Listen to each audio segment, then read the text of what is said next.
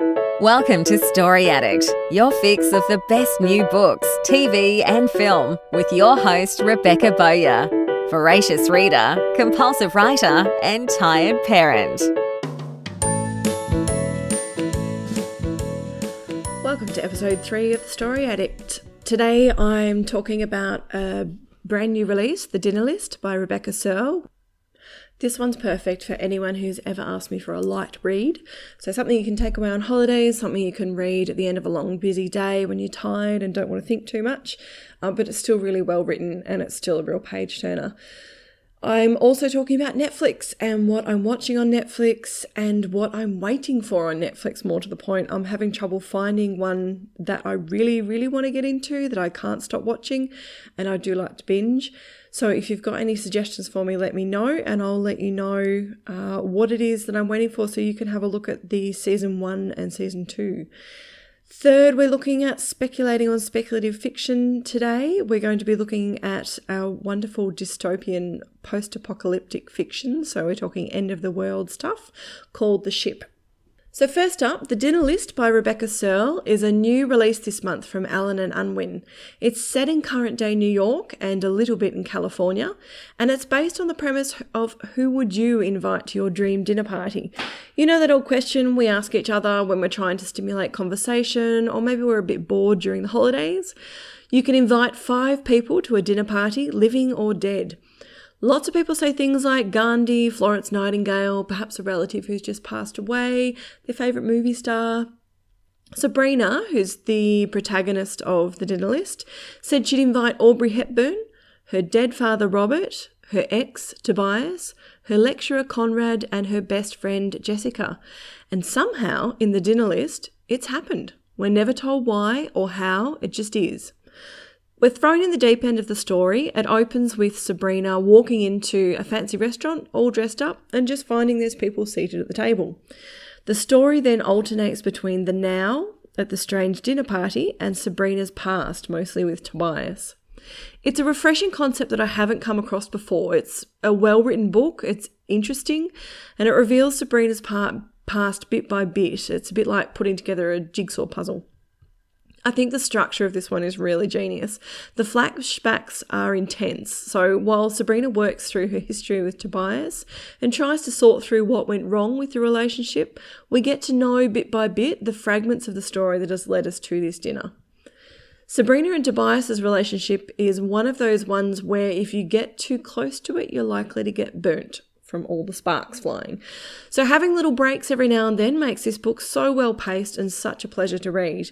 In amongst fiery and passionate exchanges, you get to have a little conversation with Audrey Hepburn about how delighted she is to be able to come back and experience froth art on top of her cappuccino. Tobias is the kind of passionate and intense artist that is exciting when you're in your early 20s, but as time drags on, he ends up seeming a little non-committal and vague. As everyone else gets older and mature and wants things like mortgages, babies and family holidays, the shine starts to wear off a little for Sabrina. By the time the dinner is happening, Sabrina and Tobias have broken up after 10 years. It's clear that life has moved on. Jessica and her husband even have a baby. I really enjoyed The Dinner List. It's an easy read that just rolls over you and may even take you back to your own heady days of youth. You might even be reminded of an old flame or two that didn't quite make the cut when you measured them against your future. This is my favourite quote. This is Sabrina talking about honesty versus kindness. When Jessica and I were 23, we went and saw His Holiness the Dalai Lama speak in Times Square.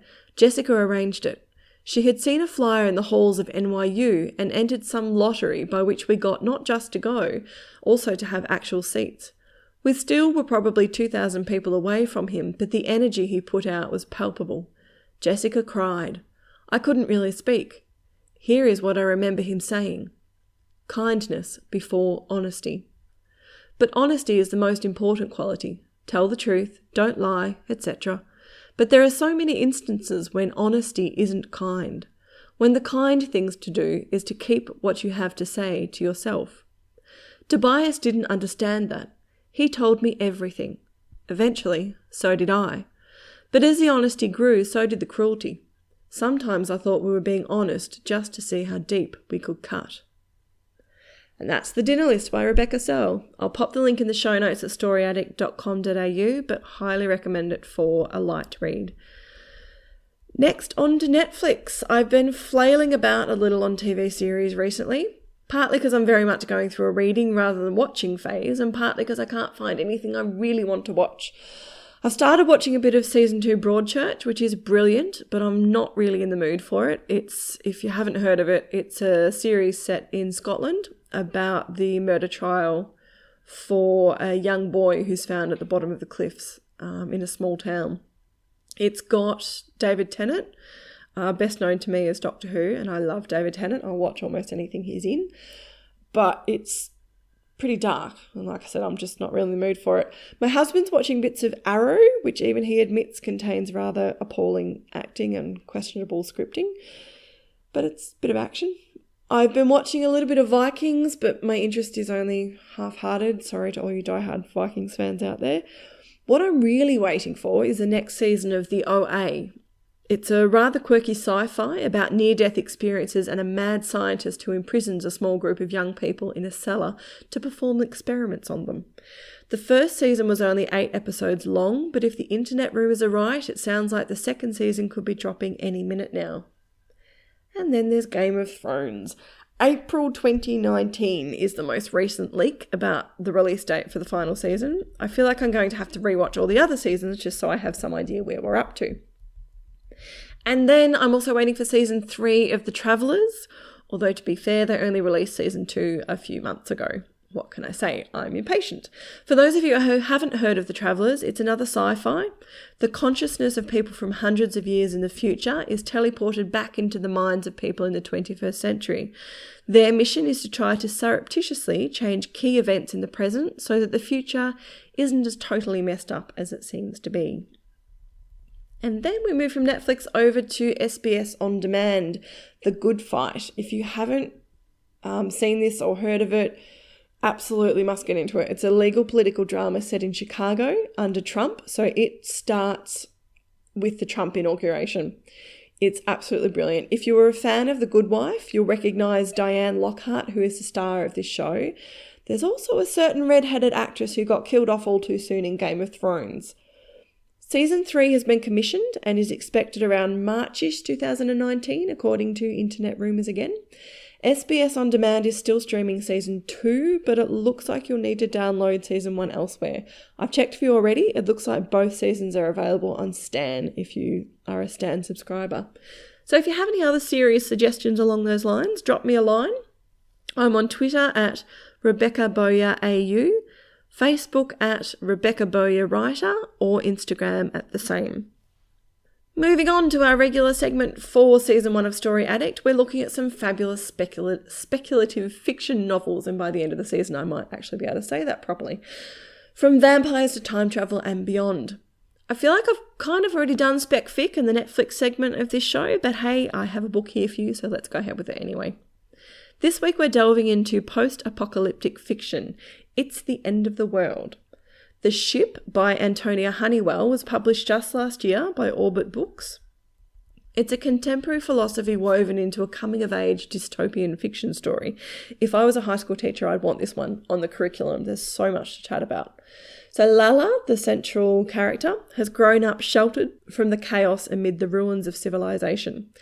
But things are getting more dangerous outside. People are killing each other for husks of bread, and the police are detaining anyone without an identification card. On her 16th birthday, Lala's father decides it's time to use their escape route, a ship he's built that is only big enough to save 500 people. The world seems to be nearing its end, the seas have risen, the soil is barren, and there appears to be no hope of survival on land. But there are still people surviving. The end hasn't actually arrived. So the question that I asked myself the whole way through is it right for Lala, her father, and 497 other people to escape the chaos and horror aboard the ship, taking precious rations with them? The story will be a little bit familiar. It's a 21st century version of Noah's Ark, without a deity, and seen through the eyes of a young girl who isn't entirely sure she wants to be saved. Lala just wants her old sheltered life back. Her parents made sure she didn't experience the horror and chaos, so she now experiences none of the relief and gratitude that the other inhabitants of the ship feel towards Michael Paul.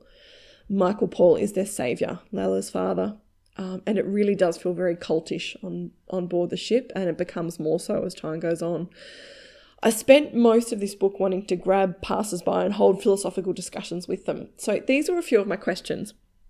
Question 1, is it right to shelter our children from the true state of the world they live in?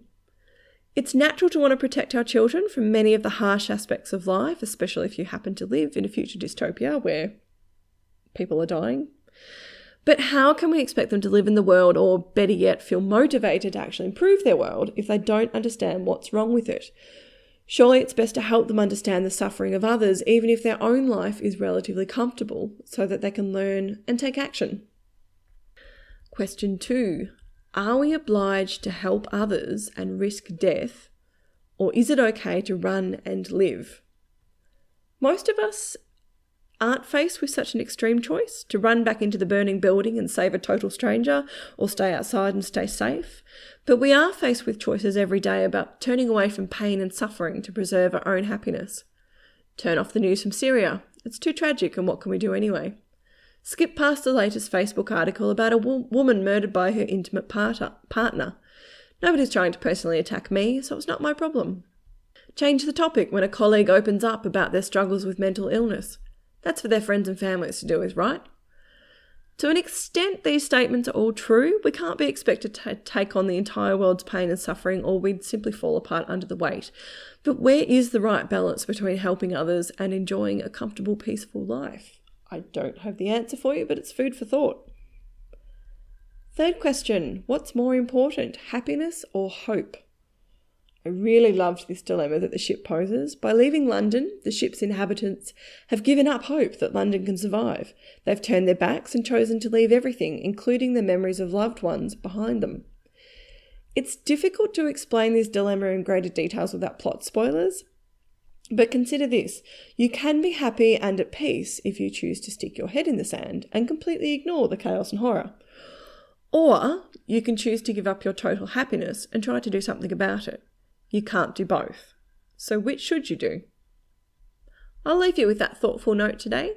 Have a fabulous week and happy storying. Thanks for tuning in to Story Addict. Remember to subscribe on Apple Podcasts or wherever you listen to podcasts.